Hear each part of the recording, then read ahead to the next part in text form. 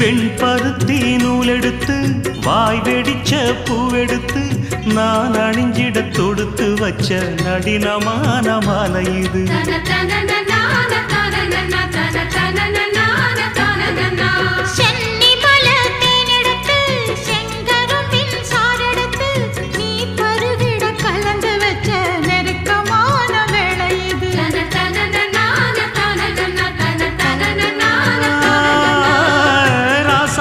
உடம்பிருக்கும் ரவிக்க துணி நானாக அன்னாடம் சூடி கொள்ள ஆசை வச்சாகாதா.